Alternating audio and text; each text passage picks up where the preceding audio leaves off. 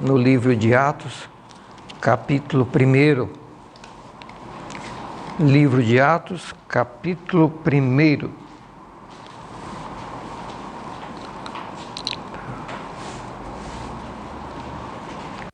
Deixa eu dizer uma coisa para vocês, durante o louvor eu tenho alguns dias fico sentado ali. Sabe por que é? O meu pé não sarou direito. E se eu ficar muito tempo em pé, começa a doer.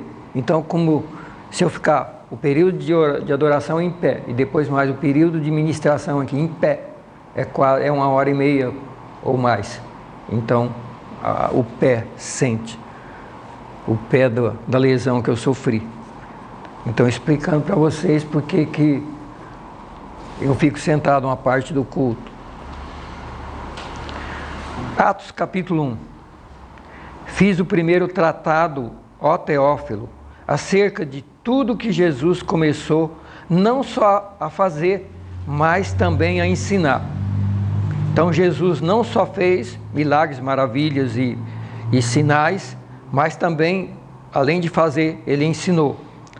Até o dia em que ele foi recebido em cima no céu, depois de ter dado mandamentos pelo Espírito Santo aos apóstolos que escolhera, aos quais também, depois de ter padecido, se apresentou vivo, com muitas e infalíveis provas, sendo visto por eles por espaço de 40 dias, e falando do que respeita ao reino de Deus.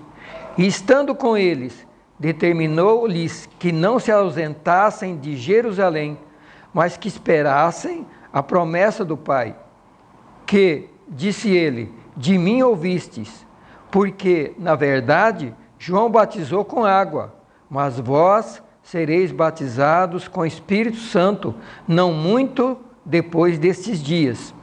Aqueles, pois, que se haviam reunido, perguntaram-lhe, dizendo, Senhor, restaurarás tu, nesse tempo, o reino a Israel? E disse-lhes, não vos pertence saber os tempos ou as estações que o Pai estabeleceu pelo seu próprio poder, mas recebereis a virtude do Espírito Santo que há de vir sobre vós, e ser-me-eis testemunhas, tanto em Jerusalém, como em toda a Judéia, Samaria e até aos confins da terra. E quando dizia isto, vendo-o eles, foi elevado às alturas, e uma nuvem o recebeu, ocultando-o a seus olhos, e estando eles com os olhos fitos no céu, enquanto ele subia, eis que junto deles se puseram 2 varões vestidos de branco, os quais lhe disseram, varões galileus, por que estáis olhando para o céu? Esse Jesus, que dentre vós foi recebido em cima no céu, há de vir, assim como para o céu o vistes ir. Então voltaram para Jerusalém, do Monte das Oliveiras, o qual está perto de Jerusalém, à distância do caminho de um sábado. E entrando, subiram ao cenáculo, onde habitavam Pedro, Tiago, João, André, Filipe, Tomé, Bartolomeu, Mateus, Tiago, filho de Alfeu, Simão, o zelador, e Judas de Tiago. E todos estes perseveravam unânimes em oração e súplica com as mulheres e Maria, mãe de Jesus, e com seus irmãos. Amém? Vamos orar. Obrigado, Senhor, por essa palavra do Senhor nesta manhã. Obrigado por falar ao nosso coração. Obrigado por acabarmos de ler a Tua palavra. Agora pedimos que o Senhor traga revelação, entendimento daquilo que o Senhor amanhã. Fala ao nosso coração, Senhor. Fala ao coração de nós que estamos aqui. Fala ao coração de todos aqueles que estarão ouvindo essa meditação. Em nome de Jesus. Amém. Queridos, vamos voltar ao tema que estávamos estudando há uns dias atrás, os fundamentos da igreja. Os fundamentos da igreja. O livro de Atos registra, nesse capítulo 1, Lucas, que é o escritor, ele registra o que Jesus, ele registra que Jesus não só fez, mas ensinou, até o dia que foi recebido no céu, deu mandamento ao Espírito Santo, aos apóstolos que escolhera, se apresentou vivo depois da ressurreição com muitas provas infalíveis, foi visto pelos apóstolos por cerca de 40 dias aqui na terra, após a sua ressurreição, e nesses 40 dias ele deu mandamentos, ele falou aos discípulos a respeito do reino de Deus. E ainda estando com eles, determinou que eles não ausentassem de Jerusalém, mas que esperasse a promessa do Pai, a promessa de Deus, e a promessa de Deus é que, assim como João batizou com água, eles, os discípulos, seriam batizados com o Espírito Santo logo depois e seriam batizados, revestidos com o Espírito Santo para ser testemunha de Jesus em Jerusalém, na Judéia, na Samaria e até aos confins da terra. Lucas registra isso e registra mais algumas coisas aqui. Os discípulos perguntam: Senhor, então é nesse tempo que o Senhor vai restaurar o reino para Israel? Porque Israel estava, nessa época, Israel era uma nação subjugada pelo Império Romano. Israel não era uma nação independente. E eles perguntam: Senhor, já sofremos tanto, não estamos aguentando. O Senhor vai restaurar o nosso reino? Vai restaurar o nosso país? O Senhor vai resolver os problemas do nosso país, que a gente está sofrendo muito?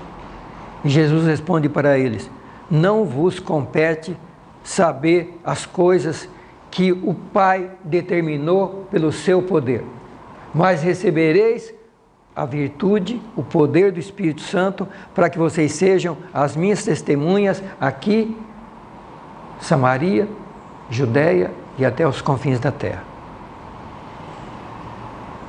E, falando essas coisas, diz a Bíblia, que Jesus é elevado ao céu. Ele começa a subir e os discípulos levantam os olhos e começam a olhar para o céu e ver Jesus Cristo subindo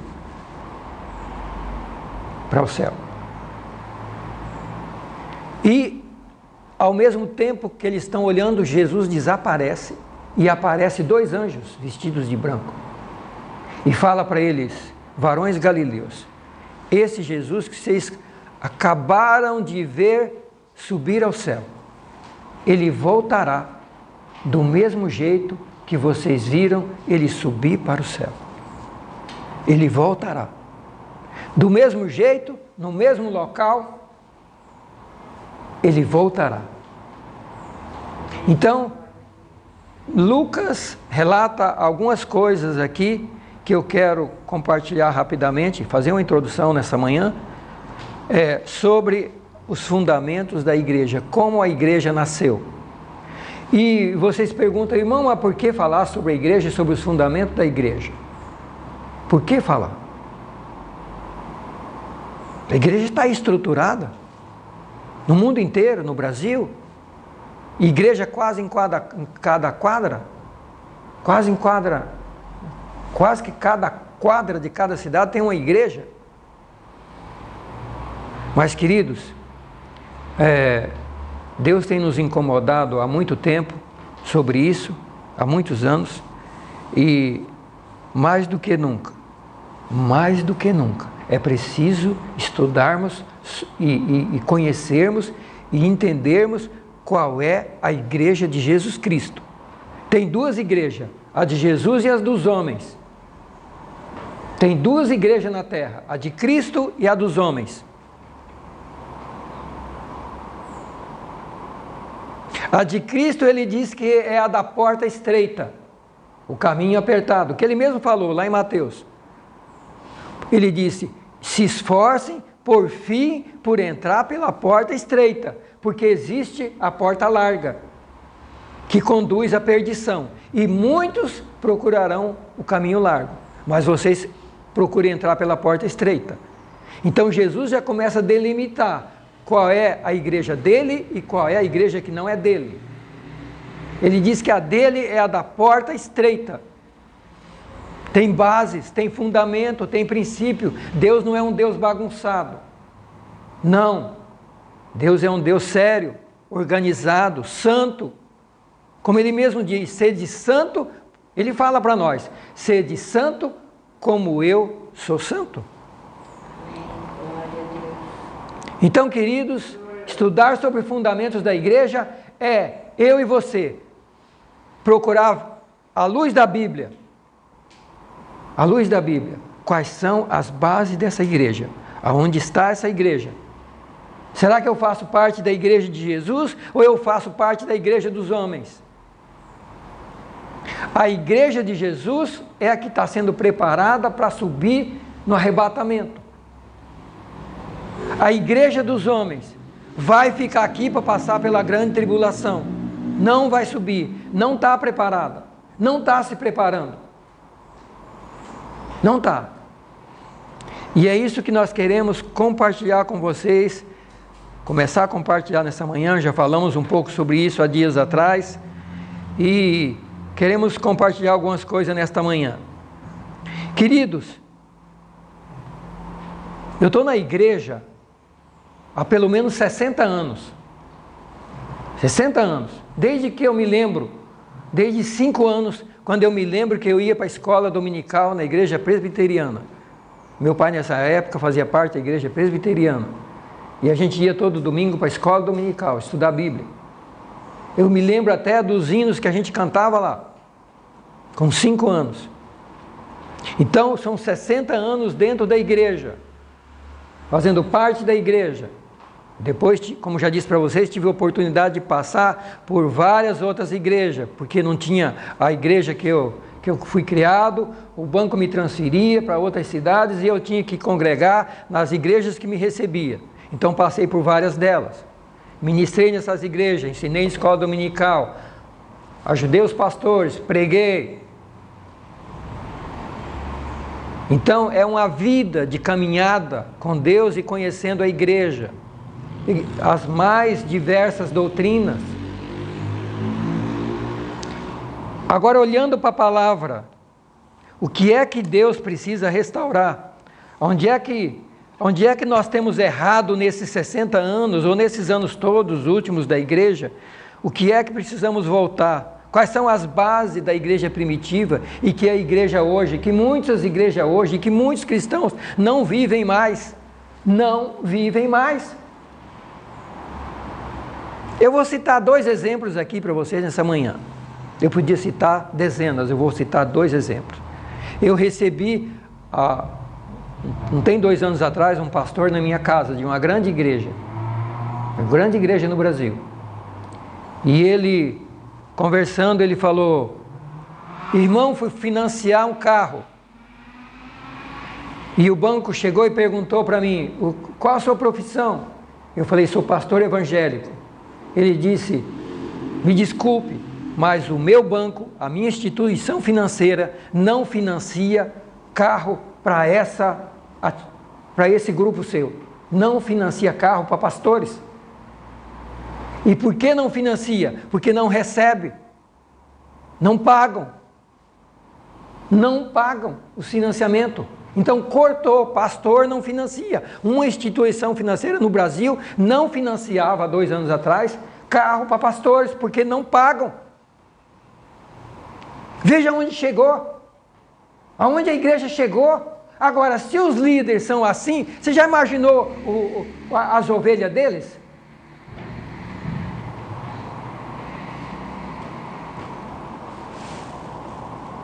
Ontem eu levei um rapaz da área de paisagismo lá na chácara, porque eu estou tentando arrumar um lago lá na chácara, e levei ele para implementar um projeto lá.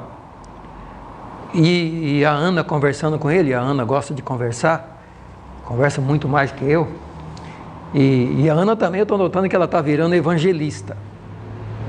Vamos continuar orando com ela, porque a Ana vem de uma igreja que ela foi criada e tal, aprendendo outras doutrinas, e ela está meio confusa ainda, mas ela está uma bênção na evangelização. Eu não sei, não prestei muita atenção na conversa, sei que eles chegaram no evangelho. A Ana e o paisagista chegaram no evangelho. Não sei, não lembro direito a história que eles chegaram falando de Deus. E aí ele começou a contar que ele foi fazer um lago para uma pessoa evangélica. E chegou lá, mediu o lago, vai ser aqui, marcou, definiu, calculou, vai ser aqui, vai ser dessa forma e dessa forma. Tratou tudo certinho. Quando ele vai implementar o lago, ele chega lá e ele percebeu que a medida já não era a mesma que ele botou. A medida tinha sido adulterada, alterada. A medida não era a mesma. Aumentou o tamanho, aumentou os contornos, aí ele mediu de novo e viu que não era o tamanho que ele tinha combinado. E ele chega para a pessoa e fala: fulano, você alterou o lago, porque o lago era X por Y, e agora não está assim. Não, mas faz que eu quero maior. Ah, mas maior eu vou ter que recalcular tudo, material, inclusive vou ter que recalcular as bombas, os equipamentos, porque é um tamanho de bomba para X litros d'água e um tamanho de bomba para uma outra quantidade de água. Vai ter que refazer tudo. Não pode refazer que eu pago. Ele refez. Implementou o projeto. A pessoa não pagou. E é cristão. E ele falou o nome da igreja, que eu não vou citar aqui. E como é que você fala do evangelho, fala de Deus nesse mundo? Como é que fala, queridos? Me diga. Me diga. Eu disse, contei 2 exemplos, podia contar dezenas. Precisamos, queridos, entender que ser cristão, filho de Deus, não é desse jeito. Malandragem, pilantragem, safadeza, falta de vergonha na cara, falta de compromisso, não é de filho de Deus. É lá de fora do mundo, é daqueles que não conhecem a Deus, mas quem é de Deus não é assim. Não é assim. Isso precisa ficar claro para nós. Por que as pessoas não querem, milhares de pessoas no Brasil e no mundo, não querem ver falar em igreja, em cristão, por causa dos maus exemplos, dos maus testemunhos, daqueles que envergonham Deus, Jesus Cristo, sua palavra, e também aqueles que querem levar Deus a sério?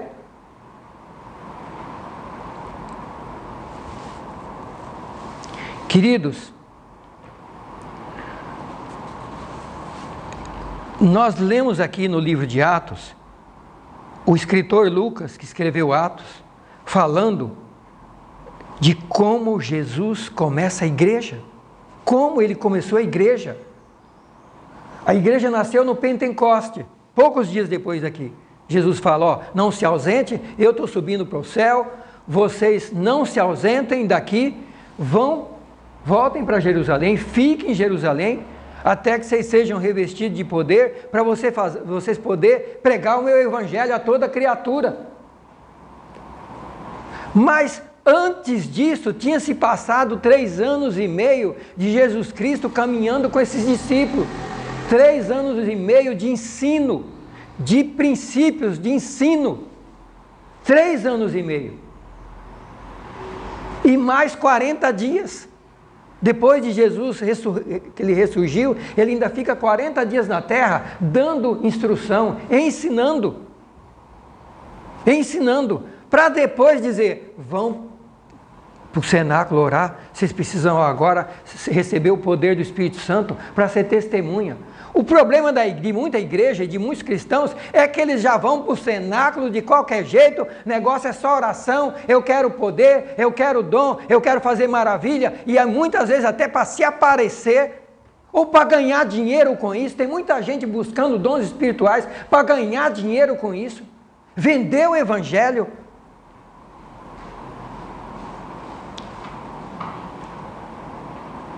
Não é essa base que é passada.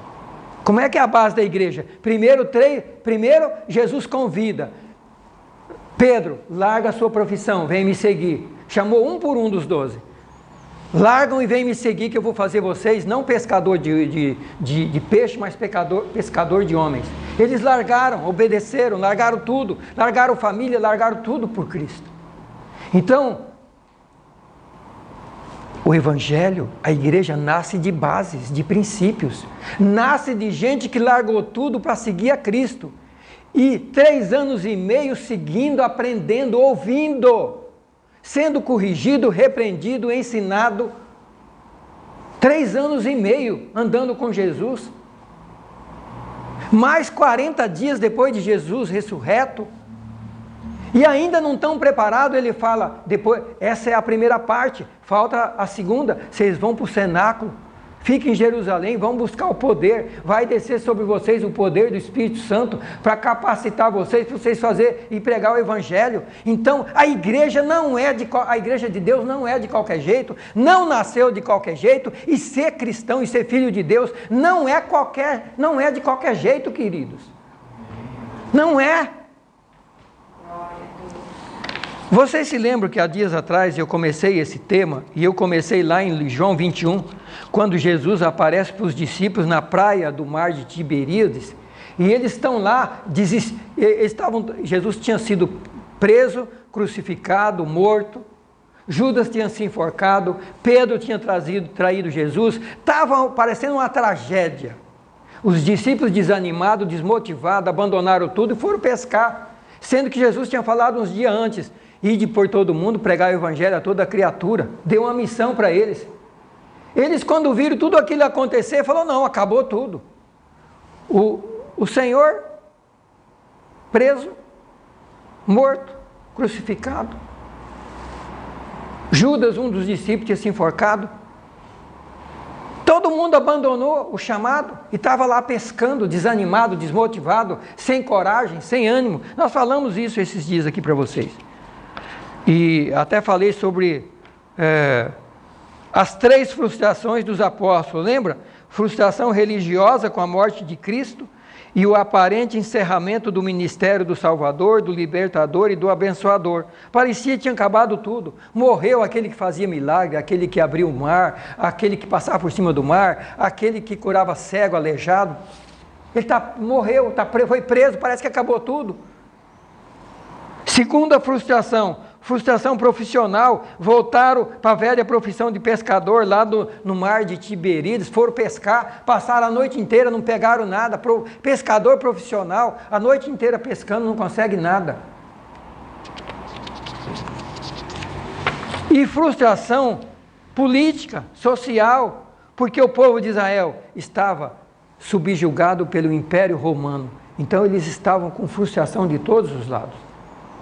Não havia motivação para seguir a Cristo. E foi nesse momento que o Senhor os chama e os prepara, já na segunda fase, para que eles pudessem dar continuidade na obra de Cristo.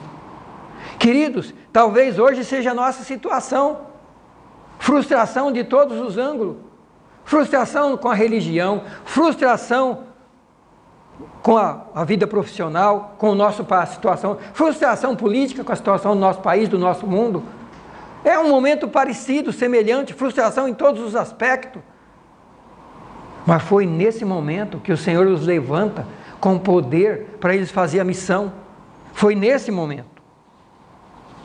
Queridos, rapidamente alguns pilares que eu quero passar aqui nessa manhã. Alguns pilares que a igreja nasceu, que a igreja foi construída. O primeiro, a aceitação do chamado de Cristo para ser discípulo e o aprendizado de 3 anos e meio com Jesus. O primeiro pilar, decisão de seguir a Cristo, de largar tudo para seguir a Cristo e a disposição para aprender com Ele. Esse é o primeiro pilar da igreja verdadeira, daquela que é de Cristo, daquela que quer subir com o Senhor, daquela que quer andar com Ele aqui, daquela que quer receber o poder para ser testemunha. Esse é o primeiro pilar, uma vida que decidiu se entregar totalmente a Jesus Cristo, segui-lo, ouvir sua palavra, ler sua palavra, praticar sua palavra e viver seus ensinos. Esse é o primeiro pilar da igreja. Gente que decide seguir a Cristo, ouvir sua palavra e praticar seus ensinos. Jesus passou 3 anos e meio fazendo isso com os discípulos, passando princípios. Qual princípio? Por exemplo, aquele que ele disse: seja a vossa palavra sim, sim e não, não, porque o que passa disso é de procedência do maligno. Cristão, filho de Deus, é sim, sim, não, não, porque o que passa disso é de procedência maligna. Cristão, filho de Deus, não tem um jeitinho brasileiro que é mais ou menos. Não existe isso mais ou menos com Deus. Não existe isso, querido. Isso é coisa de brasileiro. E esse país, no mundo inteiro, é conhecido pelo jeitinho. É uma nação que no mundo inteiro é conhecida pelo jeitinho. Ninguém leva... É o país que mais tem lei no mundo e é o país que não se cumpre lei. Tudo aqui tem um jeitinho. E acostumamos com isso e trazemos isso para dentro da igreja. Não é assim. Não é assim. Tanto é que o Senhor fala, sim, sim, primeiro princípio que ele passa lá, sim, sim, não, não, o que passa disso é procedência maligna. O que quer dizer isso? É que se eu tratei, se eu disse sim, aconteça o que acontecer, eu tenho que cumprir. Pode chover canivete, minha palavra tem que ter. Eu não posso dizer sim, eu não posso dizer que estou em tal lugar 9 horas e chegar 10 horas. Não é assim, isso não é ser cristão. É 9 horas, é 9 horas. Eu vou pagar tal dia, tenho que pagar tal dia. Se acontecer um imprevisto grave, eu tenho que justificar. Chegar antes para a pessoa, acontecer um imprevisto, provar que houve um imprevisto. E redobrar o meu trabalho para poder pagar aquilo ali. Eu tenho que dar testemunho. Eu sou filho de Deus, eu tenho que ser diferente. Eu tenho que ser luz. Eu não posso ser essas trevas que esse mundo vive, que essa nação vive. Agora, impressionante, diz que 80% dessa nação diz que é cristão. Cristão aonde? Diz que 80% é cristão. Então, queridos, o primeiro princípio, pessoas que decidem aceitar Cristo, seguir sua palavra, obedecer sua palavra, passar por aprendizado, viver a palavra de Deus, essa é a primeira base da igreja. Gente que anda pela palavra, gente que deixa se moldar pela palavra.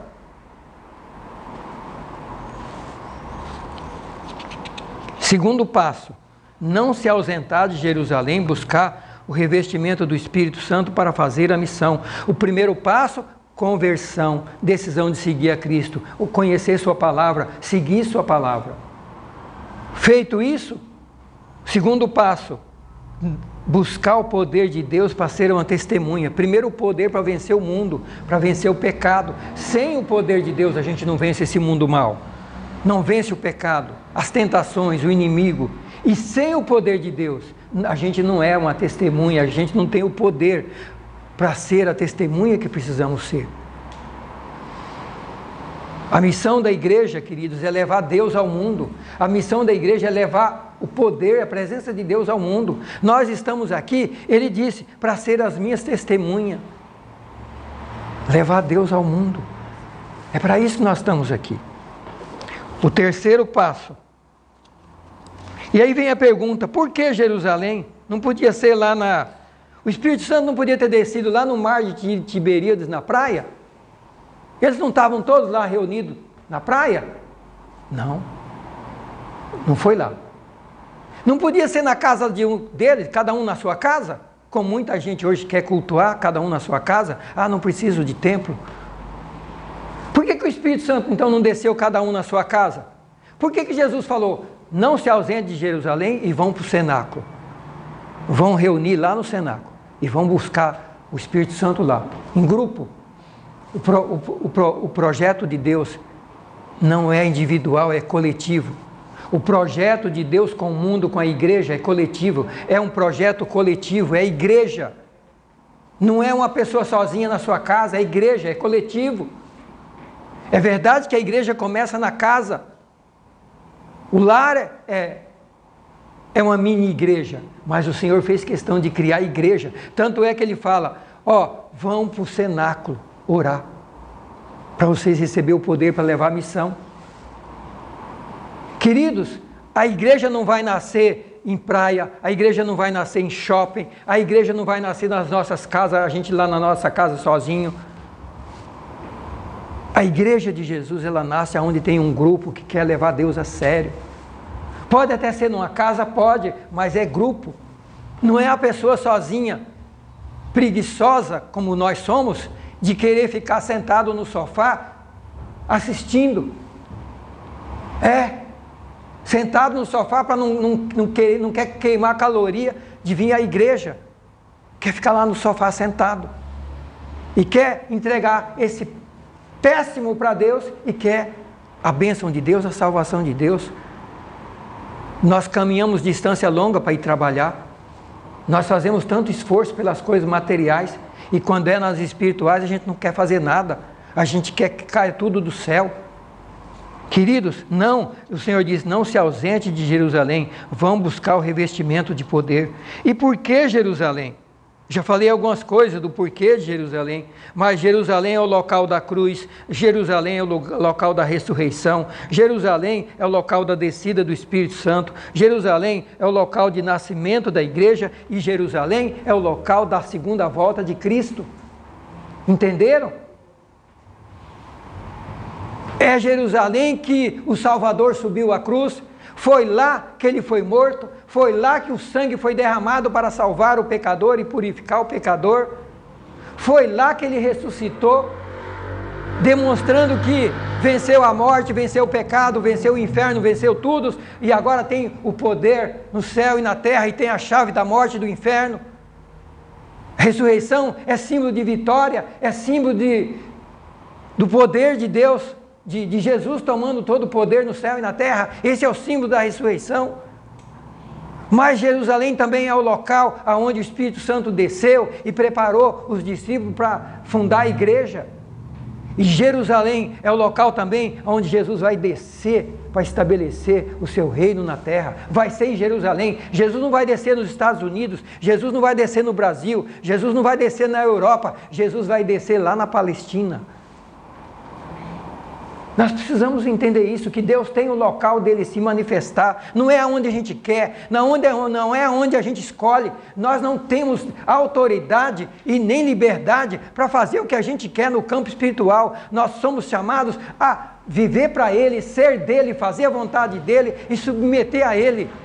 Não há lugar na igreja de Deus para gente independente, para gente que quer viver do jeito dela, segundo os princípios dela, gente que questiona a palavra, gente que rejeita a palavra, gente que não aceita a palavra, ou gente que a palavra entra aqui, sai aqui, não quer compromisso. Não há lugar na igreja de Deus. Você pode achar lugar na igreja dos homens, lá tem lugar, porque lá é porta larga, lá levou dinheiro, não importa como é que você vive. É preciso que se fale a verdade nesse tempo do fim. Queridos,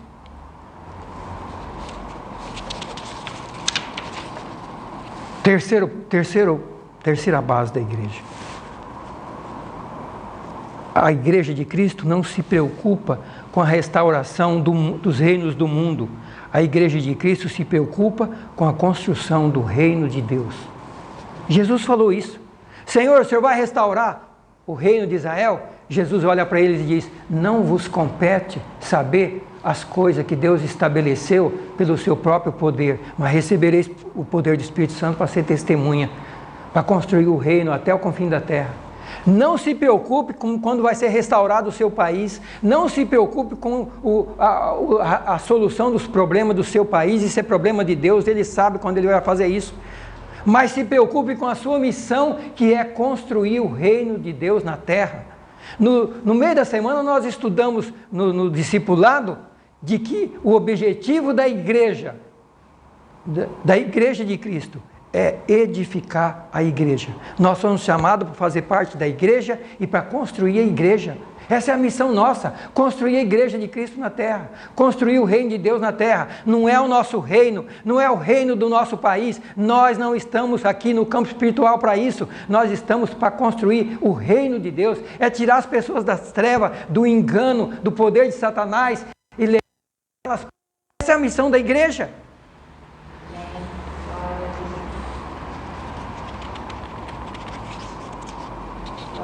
Quarto passo. A verdadeira igreja, ela tem consciência que Cristo vai voltar. O anjo falou, quando eles estavam olhando para o céu, do mesmo modo que vocês viram ele subir, ele vai descer. Visível no Monte das Oliveiras, para estabelecer o seu reino milenar na terra. A igreja tem que estar dentro dessas bases, querido. A igreja tem que ter essas bases. Do contrário, nós somos igreja dos homens, mas nós não somos igreja de Jesus Cristo. Nós somos igreja dos homens, podemos ser igreja dos homens, mas não seremos igreja do Senhor Jesus. Amém? Deus nos convida nesta manhã para fazer parte da sua igreja. Deus nos convida a todos os dias. Estamos aqui há quase 3 anos falando de Deus, e cada manhã Deus tem trazido uma palavra dizendo: meu filho, esse é o caminho. Esse é o caminho que eu quero você caminhando. Temos estudado a Bíblia nesses anos todos, e Deus tem falado ao nosso coração qual é o caminho a seguir.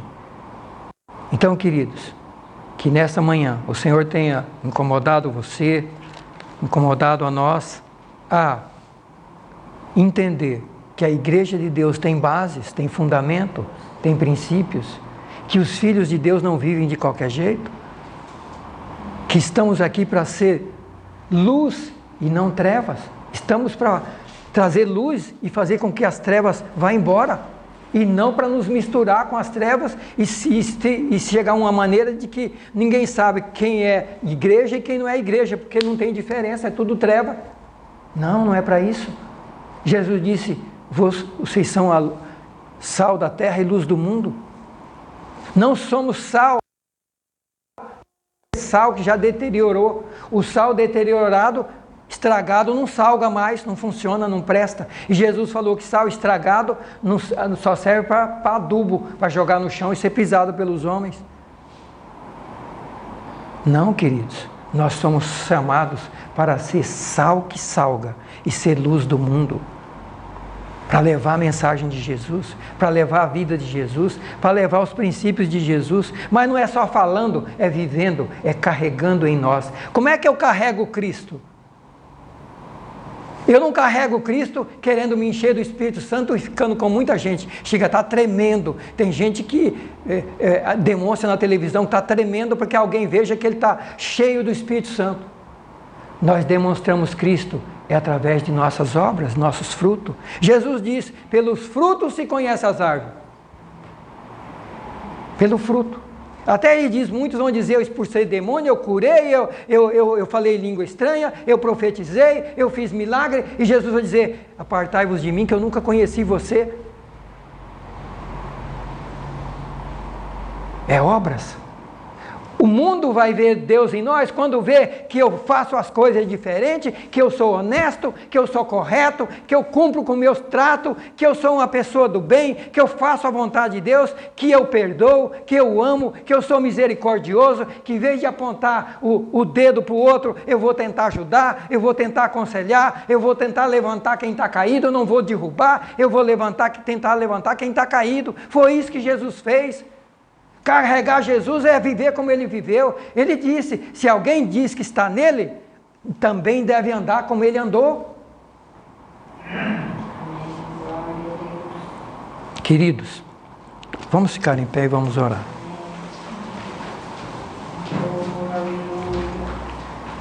Aleluia, aleluia, aleluia.